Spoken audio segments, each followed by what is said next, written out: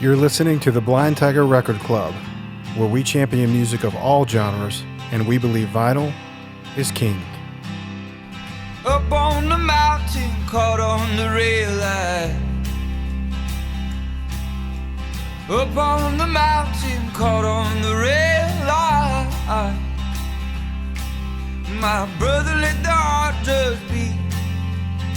Drink your wine, smoke your weed, my brother.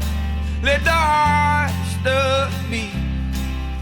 The opening song is Silver Lining, off the debut self-titled album by Mount Joy. The band's first single is currently sitting at number 2 on the media-based AAA chart and number 4 on the same format chart with Billboard. It's also working its way up the alternative charts, sitting at number 25 and number 28 with those same two charting entities. The band was signed by independent Nashville label Dual Tone Records. That's the same label that broke the Lumineers, Shovel and Rope, Langhorne Slim, and Shaky Graves. Considering the fact that Mount Joy is about to have their first number 1, it appears that Dual Tone is about to do it again. You can pick this album up at blindtigerrecordclub.com, go to the site, and check out the store today. We drove from coast to coast, down to New Orleans where the levees broke. You were tripping, I was driving, you were running. This episode is brought to you by 85 Supply. 85 Supply is a nationwide supplier of wholesale merchandise. These guys offer over 250,000 different products. They've worked with customers like CMT, Uber, Chick-fil-A, LaCroix, all the way to some of the most popular names in modern entertainment. Whether it's 50 pieces or 100,000 pieces, these guys have you covered. 85 Supply is a hands-on boutique merchandise experience. Check them out at 85supply.com, printing at its finest. Up on the mountain, caught on the rail line. Up on the mountain, caught on the rail line.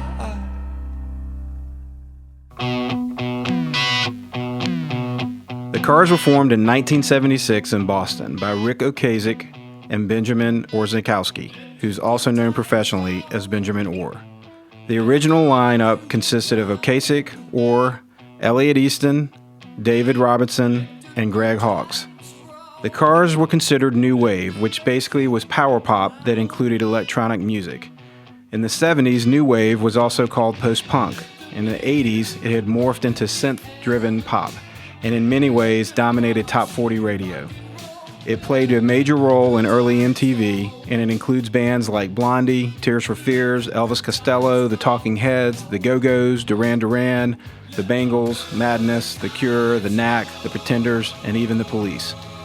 Modern bands that have been influenced heavy by this style range from The Strokes to The Killers. But originally, new wave really broke from the independent club scene in the 70s, and the Cars were one of the early breakouts of this style. They really merged rock and new wave together. The band signed with Elektra in 1977. Elektra's big acts at the time were the Eagles and Jackson Browne, so the Cars were the only new wave band on the label. They released their self-titled debut in 1978. It was recorded with the legendary producer Roy Thomas Baker. It included the hit singles Just What I Needed, My Best Friend's Girl, and Good Times Roll. Let the good times roll. Oh, won't you let the good times roll? The Cars went on to sell over 1 million units. It peaked at number 18 on the Billboard 200 in 1979 and remained on the charts for 139 weeks. Rolling Stone ranked the album number 284 in its massive 500 greatest albums of all time list. The album since has gone 6 times platinum. In June of 1979, the band released its second album, Candio. It featured the band's first top 20 hit, Let's Go. I don't want to hold her down, don't want to break her crown when she says, let's go. I like the nightlife, baby. She says. The album was once again produced by Roy Thomas Baker. It peaked at number 3 on the Billboard 200. Candio eventually went 4 times platinum. The band's third album, Panorama, was released in 1980. This is definitely the most experimental album of the Cars' career. Again, they recorded with Roy Thomas Baker. The album peaked at number 5 on the Billboard 200. The album really only produced one single and eventually went platinum. In 1981, the Cars released Shake It Up. You come tonight, 'cause you're a cruiser, and you never get enough when you're cruising down the street and taking off the heat when you're on the moonlight run. They purchased a studio in Boston and named it Synchro Sound. This was the last album produced by Roy Thomas Baker. This album peaked at number 9 on the Billboard Pop Albums chart. It delivered the band's first top 10 single with the title track Shake It Up. The single went number 4 on Billboard's Hot 100 and number 2 on Mainstream Rock. It also had the singles Cruiser, Since You're Gone, Think It Over, and Victim of Love. The album has gone 2 times platinum.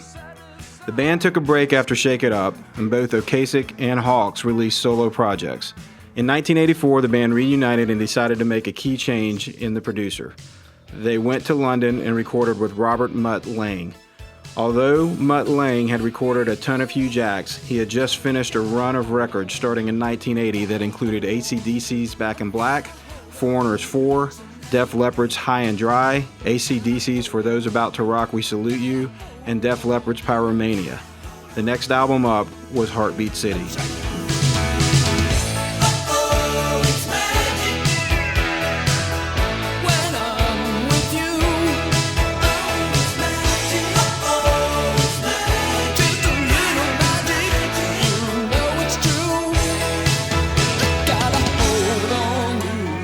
Heartbeat City contains 5 American top 40 singles. Drive and You Might Think were both top 10 singles. Radio singles included You Might Think, It's Not the Night, Magic, Drive, Hello Again, and Why Can't I Have You. The album peaked at number 3 on Billboard 200 and number 25 on the UK album chart. The singles also received significant airplay on MTV. The album has gone 4 times platinum. In April of this year, 2018, the Cars were inducted into the Rock and Roll Hall of Fame. Today we're going to take a look at all 5 of the Cars albums, leading all the way up to Heartbeat City.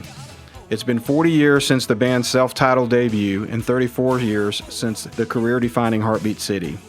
The band was nominated for 3 Grammy Awards, has 13 top 40 singles, 4 straight top 10 albums, MTV Video of the Year Award, and multiple MTV and Billboard nominations. So let's drop the needle and take a deep listen to the Cars and the road to Heartbeat City.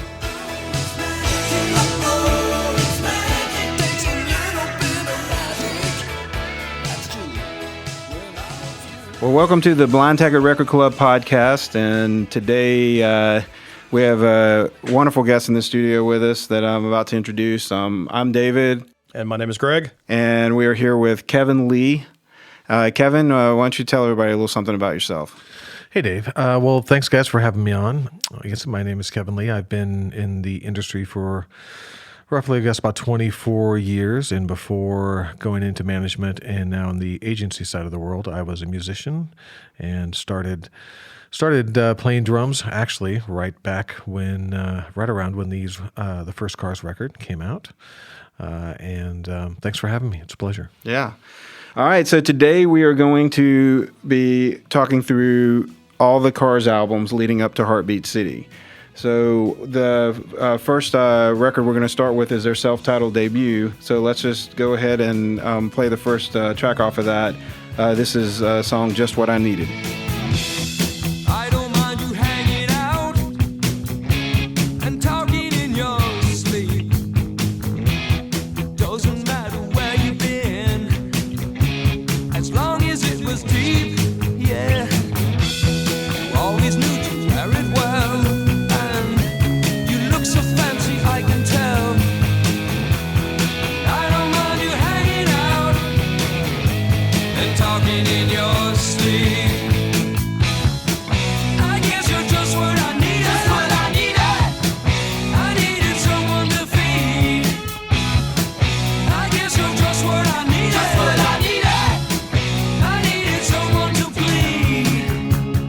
All right, that was Just What I Needed off the self-titled debut, The Cars. Man, Dave, that was just what I needed. Well, that song was released actually before the album in 1978, and it was already tracking when the album came out. It peaked at 27 on Billboard Hot 100 and went number 17 in the UK. One of the things that's interesting about that song, which we're going to talk a lot about today, is it was written by Ocasek, but the lead vocals were performed by Orr. Right. Yeah.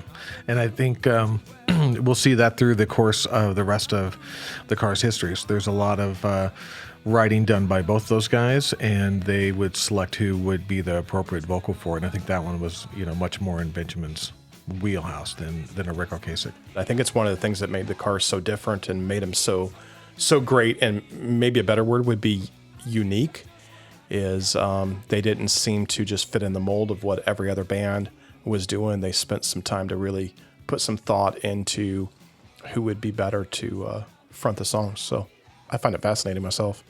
Yeah, the other thing, and we mentioned this in the opening, but I want to continue to kind of explore it in this podcast, is just the idea that this was one of the early breakout bands in for lack of a better word, like the subgenre of new wave music.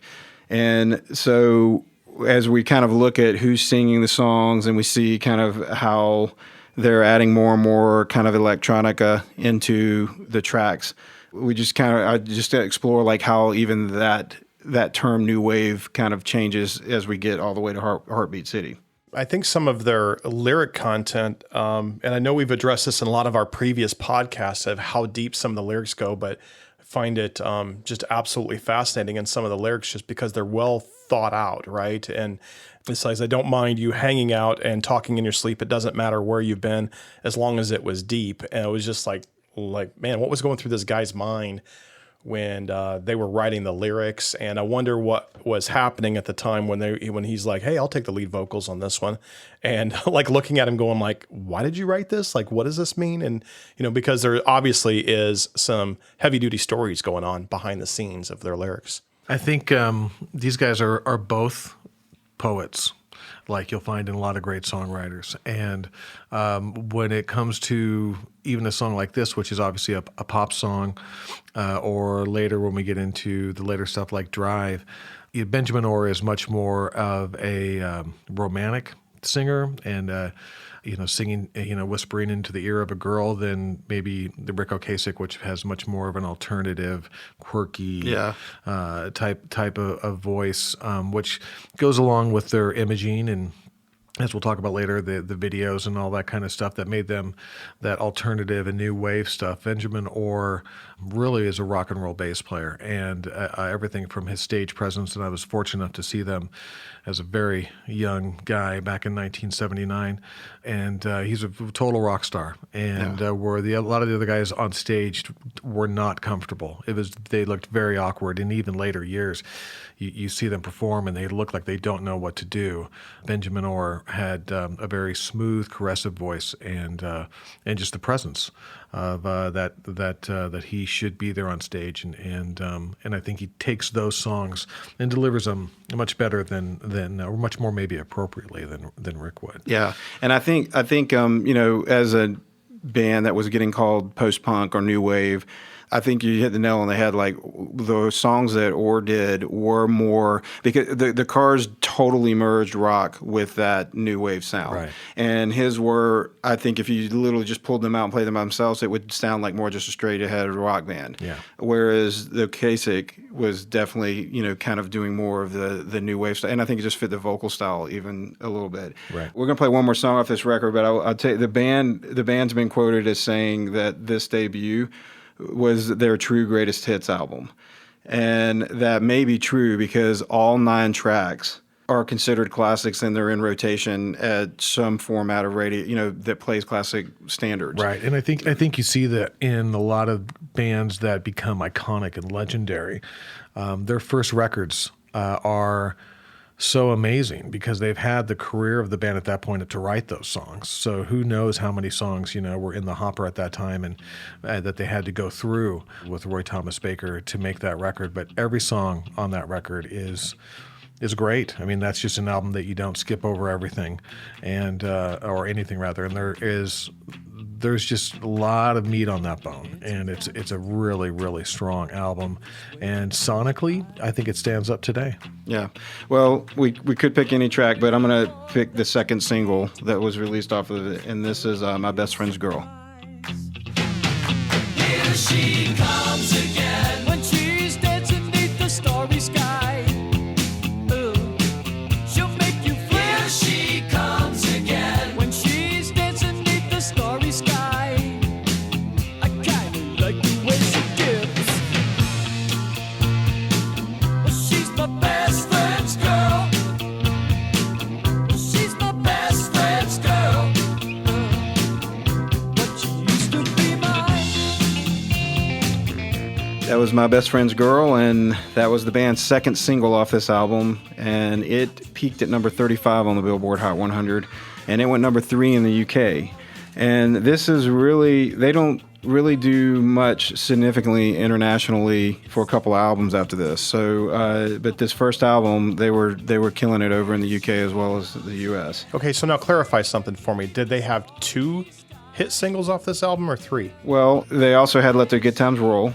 And then, we said earlier, in classic rock formats or album formats, the entire album literally has been free game now for the last 40 years. So it's just exactly what you said before, that every song was really a hit off this album. This really was their greatest hits, the first album that they came out with. Right.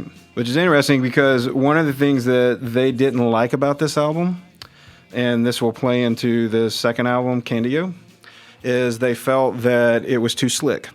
And a lot of it was because of all the stacked vocals. And this is one of the things that you'll notice as soon as we get into these next songs, because now we're going to move to Candio, is you're going to see that all the stacked vocals are out. And it's just that's one of the main things that makes it sound a little bit different than that first album. I think it's worth noting that Let the Good Times Roll was not only, it may not have charted as high as Just What I Needed, but it was the first song on the record. It's our first exposure to the band. They played it on, I believe it was Farm Aid when they did that, and I think it's one of those songs that's really identified with the band when you think of their catalog. It was like I said, maybe not as high as chart topper, but it is a song that Cars fans I think look at as, for them, maybe the biggest song off this record. Yeah. Anyway, like you said, the third single off this record, Right. Good Times Roll.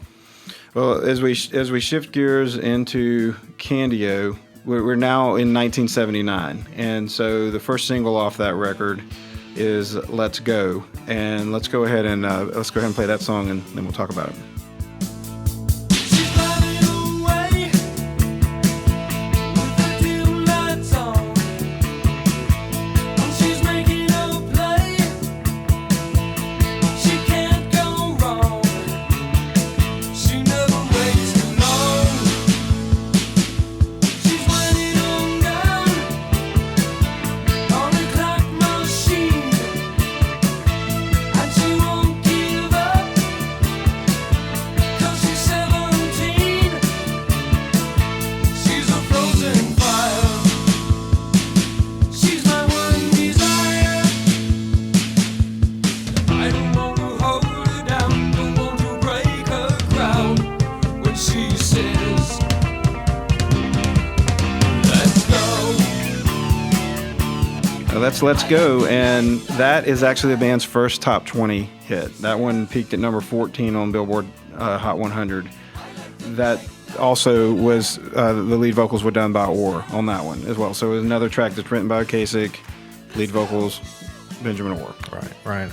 As I mentioned earlier, I was lucky enough to see the band in 1979 at the Heck Ed Pavilion in Seattle, Washington, at the University of Washington. And I was very young, but already just absolutely in love with music, and had been around it and starting my own little band and stuff to know what to look at. And as far as like how reaction was between band members and what the chemistry was like. And they opened with that song, and the last note is a ring note, right? They let a ring out. And Heck Ed is not a large place, a few thousand, sold out. And I think my ticket was $9. And I remember I was it was a GA show, so I'm on the floor, and I was probably 10, 15 rows back in the mix of it. And I remember them all looking at each other. I remember Benjamin Moore looking at Rick and having this huge smile on his face, and they all were looking at each other like, can you believe this? How great is this? And I think that was the beginning, actually. I think they started the U.S. tour there. I think it was very early, and if not the first date.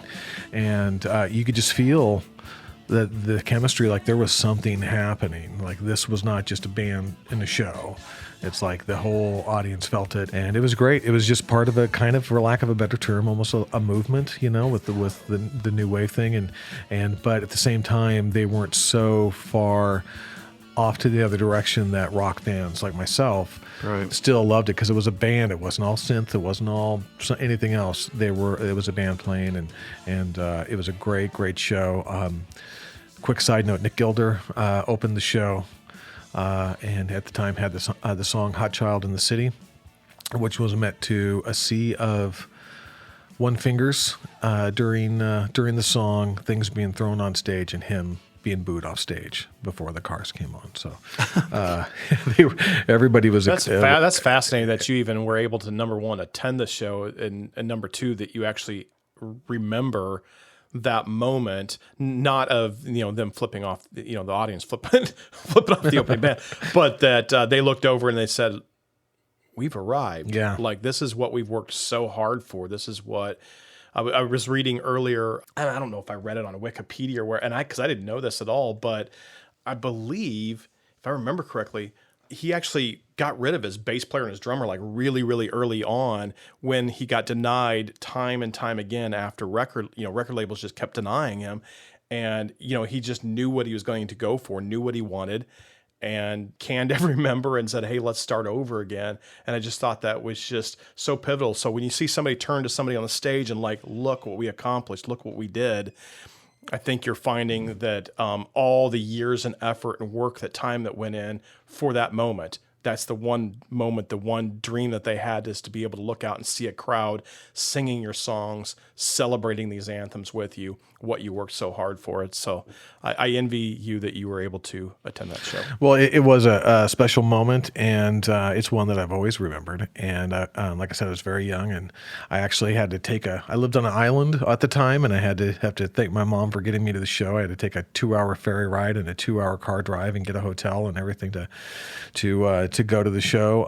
But didn't your mom like haggle over the $9 ticket? That was the $850 ticket, which was my very first concert, and that was Van Halen, the second show of their Van Halen 2 tour, 1979, at the Mercer Street Arena. It was an $8.50 ticket, sold out instantly, and my mom, God bless her, we went down and got some scalper tickets, and the guy wanted $15, and back then there was police, looking around for scalpers, and my mom was just started...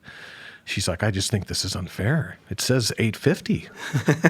Why would you want $15 for these young boys to see a show?" $15. Yeah, exactly right. Now it's the price of a drink at a show. But it was a very special moment, one I always remember, and it was a great show, great set. Well, that song, it's amazing that they even opened the set with that song, because that one, it was their biggest hit at the time, but it also struck a chord internationally. I think it went top 10 in multiple markets around the world. And so it set up their second single, which again, just like the first album, the second single now goes back to Ocasek as the lead singer. Right. So this one is All I Can Do. One too many times I fell over you. Once in a shadow I finally grew. And once in a night I dreamed you were there. I canceled my flight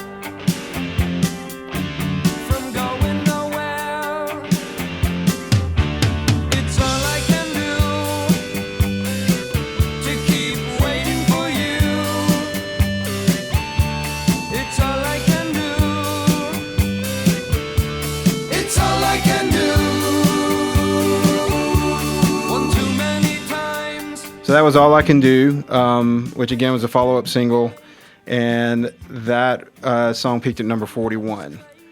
Let's switch gears and go to the third album, Panorama. Would you mind if I make one quick comment before we leave this record? Oh, yeah, absolutely. I think the first two records, and I think there's some great examples, some drum work on that record. The further that we get along in the Cars' career, the less you hear of the band. It becomes much more produced, especially when you get into much stuff, and machines and loops and things not being used. These guys that were in the band, especially like the guitar player as well as the drummer, they're kind of, for me, they're unsung heroes. Nobody talks about those guys when you reference bands from that era, musicians from that era, and they played so appropriately for the songs. They're never stepping on anything, they're not showing off, but their guitar solos are so melodic and memorable. You could hear that once and know what it is. As a drummer myself, knowing the simple things that hi-hat at the right time can do or not do, and just the textures of that and the way that he's playing.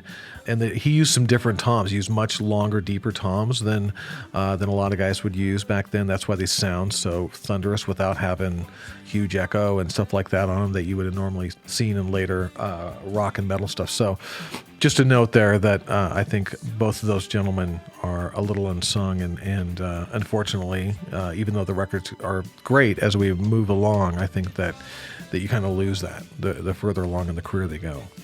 Yeah, I've always viewed the Cars as a very collaborative group. I've read in multiple places, like even when it came to song selection on albums and things like that, like Ocasek would bring in the tracks that he had written, and everybody would essentially vote on whether they liked it. I mean, they would do some arrangements, and they would play their, put their parts on it and kind of put their fingerprint on it. And there's a lot of songs that didn't make the cut, and Ocasek would just let them go. There's also some that we're probably even going to talk about on this podcast that came back that they didn't like before and eventually ended up making the cut. So I do think as a group, they were collaborative, with a lot of that stuff, which I also think explains too why, there's essentially, even though you think of Ocasek as the front man, there's so many singles by Orr, it really is just a shared duty, you know? Exactly. And it's not unusual for bands that get to be at the level that this band was. You start off as a band in a basement in a rehearsal room, right? Or you're at the garage or whatever. And that's what it's about. It's about the bands, about each other's playing, who can do what, where the levels are and stuff, and if there's magic there.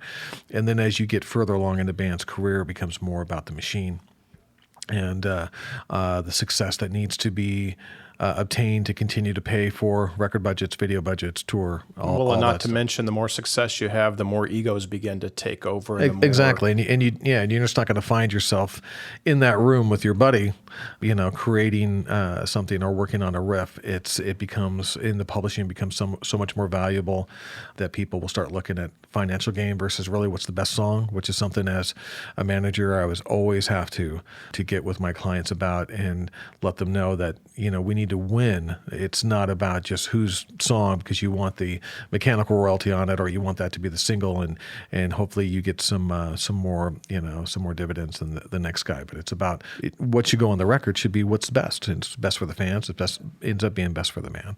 But a great band, and I just, as I'm a fan of all these records, I do see as the band goes through these records, you can see I can see the troubles start to come in a little bit. I can see why they brought in Mutt. I can see the difference that Mutt made, and how, as good as that was, and it's great, how different that is from the first record, or even Candia, where it feels like a band to me. Yeah. Going to 1980, when we go to the next record, we're going to be talking about Panorama. This album's a lot different from any other album they have, and I think experimental is the only word to really tag to that album. They had 3 singles that released off of it, but only one tracked, and it was the first one. This is the first time they've led with a single with Ocasek, and that song was Touch and Go, and it barely broke top 40, went number 37. So they didn't really have much radio success with this record. This is the closest they got. So let's listen to that song, and then we'll talk about it. All I need is what you've got.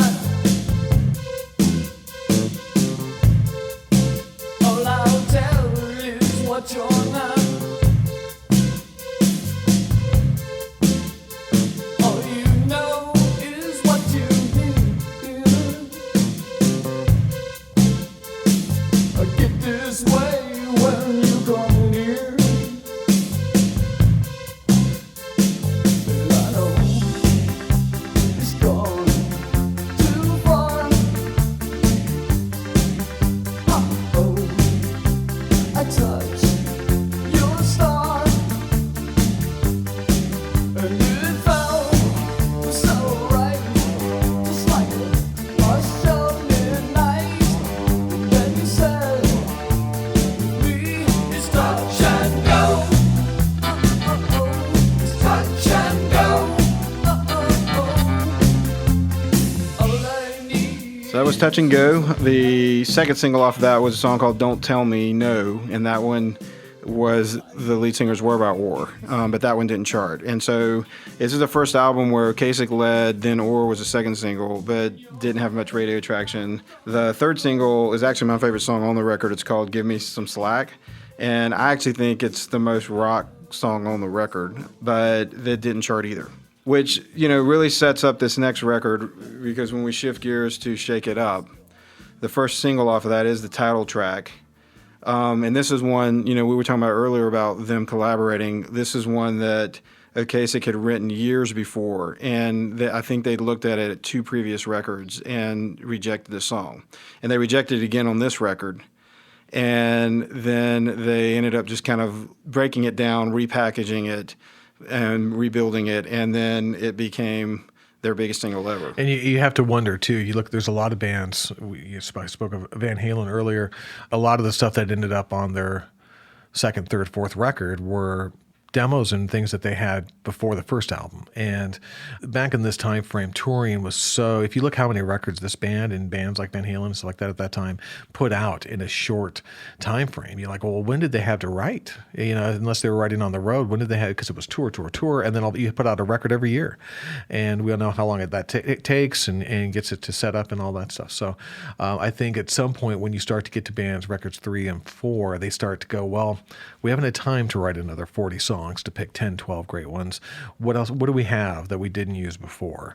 And maybe you get some fresh ears on that, or a fresh outlook at that, and dust it off and find a gem like that song is. Right. But I think it's not uncommon when you go for bands from this time area that had to put out records, had to keep feeding that machine, and you can't write, you can't tour and try to live and all that stuff and write 40 great songs every year when you're in that type of cycle. It's just very, very, very tough. And I think this album, I think the one that we just heard, I think suffered a little bit from that cycle. Mm-hmm. And I think that Elektra probably saw some losses there. That was record 3. I'm sure that was an expensive record for them and contractually. And I think when it came down to the fourth record, they weren't going to put out a mid-tempo single that had country riffs in it, like like that one did, and try to compete on the airwaves with the other bands at the time that were charting, which were much more musical and not as quirky. Well, I'm going to give you my opinion. I think Kevin should just run this podcast, because that was just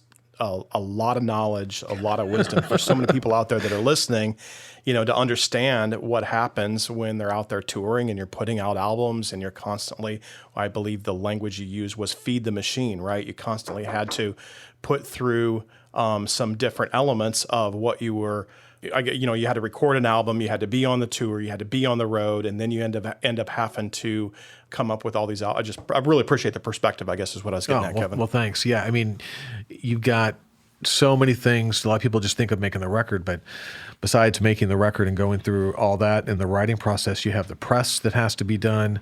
You have all those things that have to go into the setup of the record, and that has to be turned in by a certain time to allow the record company to get it out and solicited properly. And it's a lot of stuff that's going on in a very short period of time to do it. And I think you see a lot of bands start to stagger at record 3 or record 4 because they literally just haven't had time to make something amazing. They're just kind of feeding it. So well, and this is the last record that they recorded with Rory Thomas Baker.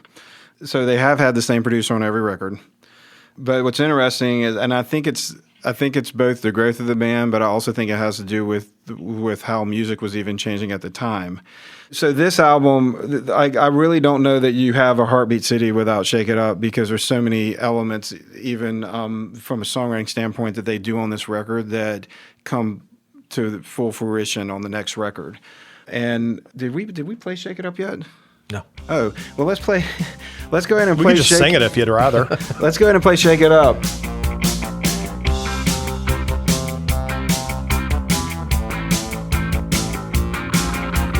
Dance all night, play all day.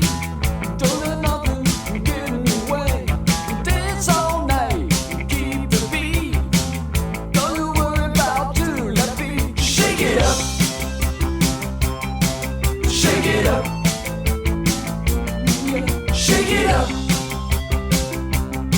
Shake it up. Dance all night, get real loose. You don't need no bad excuse. Dance all night with anyone.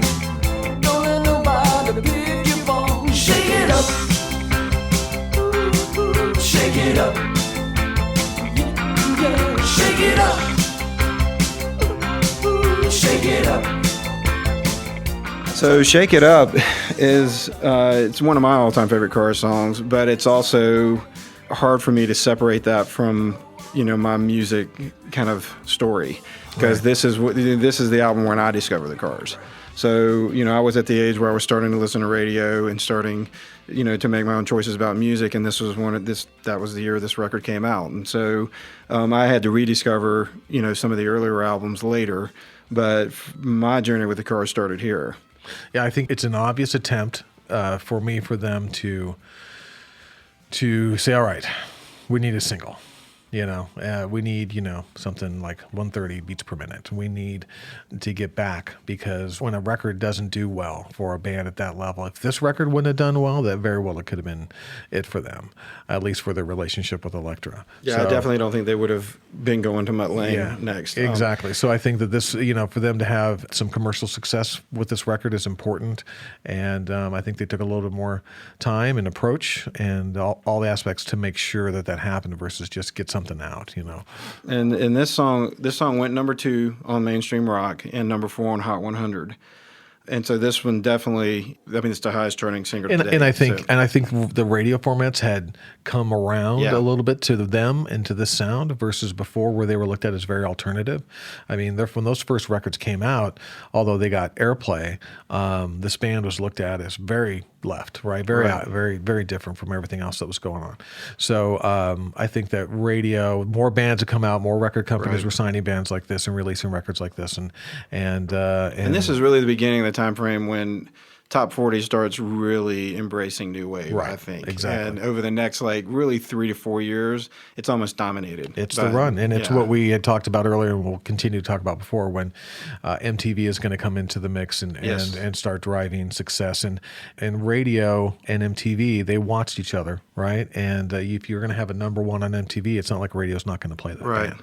So they become important. One thing, too, I want to mention is you were talking about some of the collaborative efforts of the band, as well as just some of kind of the unsung things that the band members do. And one of my favorite parts on that song is when Elliot Easton on guitar, there's a guitar solo there at the end of the song where he basically did it where it's almost 2 guitar players answering back each other. I think one's a Fender Telecaster, the other is a Gibson. And so it almost has this rockabilly, sound with the Telecaster, and then it answers back with this straight rock Gibson sound. But it's all him. Yeah. But it was almost like there were 2 players having a discussion on that guitar solo.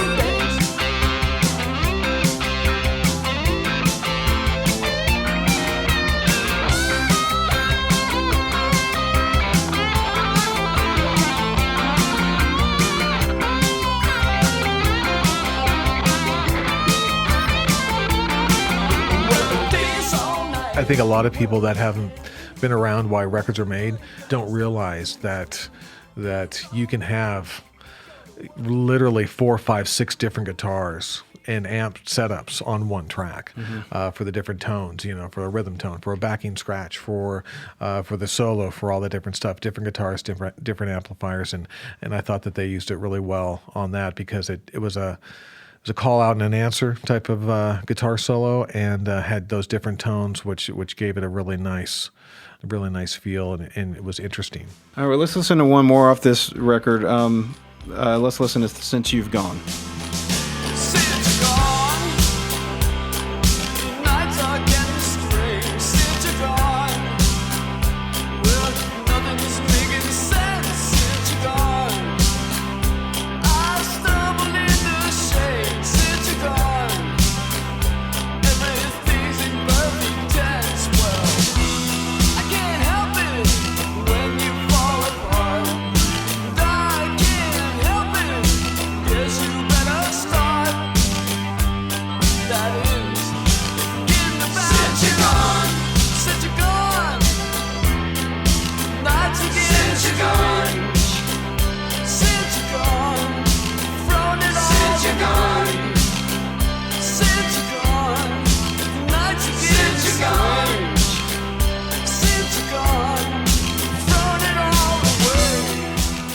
So that song did not quite make it into the top 40. It charted at number 41 on Hot 100, but it did go number 24 on Mainstream Rock. And to be honest with you, I really feel like that song is the perfect segue into Heartbeat City, because that song almost could fit on Heartbeat City. Yeah, I agree, and it's in that song, the production on that song and everything else, I think it has that similar feel, even though we're talking two different producers, and it's a great song. Right. It really is a good song, and at that point, as you know, with the radio, when the band, like at this level, at that point, they're going to give the single a shot, no matter what it is, to a certain extent. And this song may not have gotten as fair a shake as you would have liked to have seen, because it's a little slower and a little bit more mid-tempo and stuff, a little bit different track, but a really well-written song. Yeah. And I like the production at the beginning and stuff. And sometimes that doesn't translate really well to radio. It's different when you got your old COS headphones on, and diving into it after homework or whatever at night when you're a kid. But still, a really good song. It's one of my favorite lyrically that Right. Ocasek wrote as well. I don't know why, I've just always really thought that song was written really well. Yeah. All right, so let's talk about Heartbeat City. It's 1984, and they have now officially brought on Mutt Lange. Right. I think I don't know personally. I haven't heard or explored the reasons for that switch. If it was just, everybody needs a fresh outlook and stuff, which is absolutely not uncommon.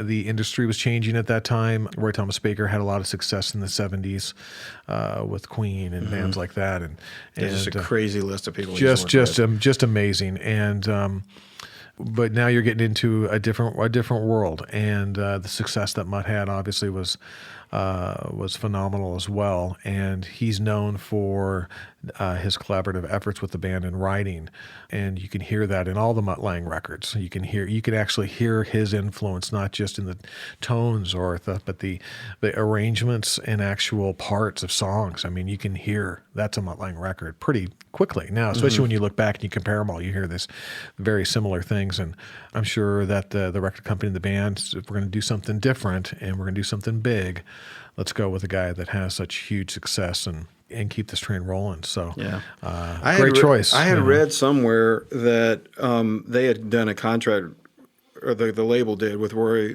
Baker Thomas for 3 records originally. So, like right out the gate, I think he was already on for 3. Yeah, I had read, and I can't stand on this 100%, but I was either read or heard an interview, I think maybe King Biscuit, way back in the day, where they took Roy to see the band at a high school. Yeah, they took him, and he immediately wanted to do the thing. It was like at a high school. I know it was at the thing I remember so much about the story was that it was at a high school gym. Yeah, I think that's true. I think that's right. It was a high school gym. And you can just imagine seeing a band like that, there. But that's where bands like that started. All right, so let's play the first single, and this is a pretty big song off this record. We'll talk about it on the other side of the song, but let's play You Might Think. You might think I'm crazy, hang around with you. Maybe you think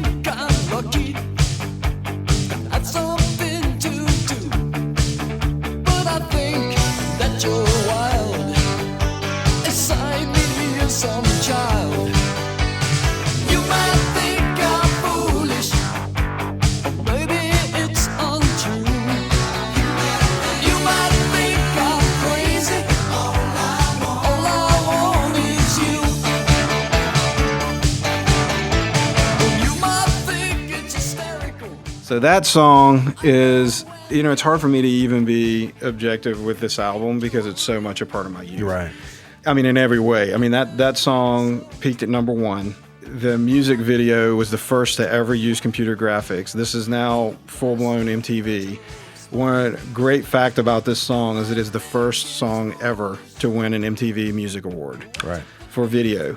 And the crazy thing is it beat out videos like Michael Jackson's Thriller, The Police's Every Breath You Take, Cyndi Lauper's Girls Just Want to Have Fun. Amazing. And they're the first Moon Man for video. Amazing. And the winner is, for MTV's Best Video of 1984, The Cars.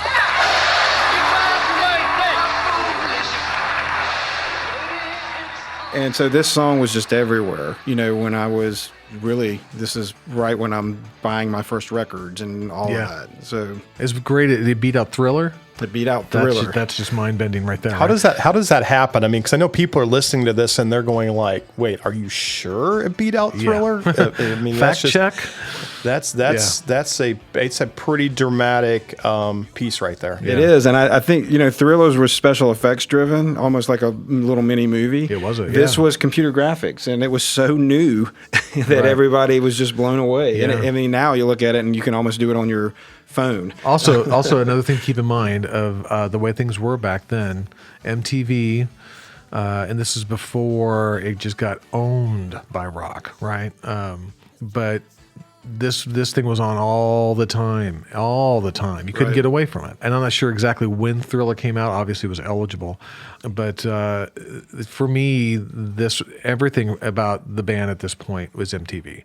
The imaging is very focused for that market. The mix of the records are focused for that market. You don't hear real drums on these records. It's very pop. It's very, very pop, the new wave pop type of thing. And it's just very structured like pop songs. I mean, these are pop songs. Yes. And it's not a garage alternative rock band anymore. These are pop records, and they're great, and they're crafted really, really well. And that's what Mutt Lange does, and that's what the record company's going to want, right? They're not looking for album cuts and stuff like that. They're looking for smash singles, and there is some stuff, though, on this record that I'm just blown away by. Yeah. One song I'm going to make sure that we play on it because it's just one of my favorite songs of all the time. But it's a great, great record for the band. I think it's a signature record for the band. I think this is the signature record for them for the back part of their career. Yeah, for sure. And it does, like what you were saying, I mean, it is the bookend for new wave to me. So we have now fully left that, like, if you want to call it post-punk or whatever, we have left that and gone into full synth pop now. Yeah. And so has anything that you would define as new wave, for the most part. I mean, there might be a few still holdouts like the Pretenders or somebody like that that's still holding on to kind of, an original sound that they still had at the late 70s. But, I mean, a lot of the bands that are at radio right now that are called new wave, I mean, this is their sound. Yeah, so. And one thing to keep in mind is everything starts out being alternative, right? And then it becomes mainstream and then becomes pop because it's popular. And I think you see that with the Cars. They were all very alternative when they came out. Then it became kind of a mainstream thing. And then towards the end of the career, it's the most pop stuff that they were putting out. And it's not unusual for that to be the arc of an artist. And I think you see that in all these records, that they kind of follow that trend. And they're, at this point, they're in the fabric of America. Everybody knows what to kind of expect. And I think other than Drive, which to me is one of the just best songs ever that you'll find that's on this record. The rest of the record has some great tracks, but it is very pop. It's almost crossover stuff, right? Yeah. It's a different record for them, but it's I think the natural progression that you would see for a band like this. Well, we said this in the opening but it did produce 5 top 40 hits, so there were a lot of hits. I am assuming that Drive is your favorite because it once again Orr is the lead singer. It's just that song. You listen to this record. And there's points in this record where it's almost Oingo Boingy, right? Pop tempo stuff. And then you put on Drive, and man, it's just such a different feel. And it just you sit down and listen to that song. To have records tracks rather on the same record that are as different as that, but that feel like they belong together, is tough. It's tough to make something like that doesn't feel awkward, and they pulled it off on this record, and I think that's why it was so successful. But I think Drive is just, to me, one of the best performed and delivered songs in their catalog. It might be my absolute favorite song they've ever done. Well, we're going to play that one next. That was the third single off this record. Magic was the second, but let's go ahead and play Drive. Who's gonna tell you when it's too late?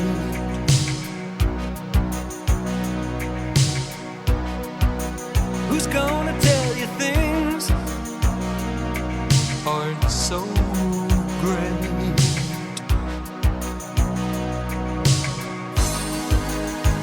You can't go on thinking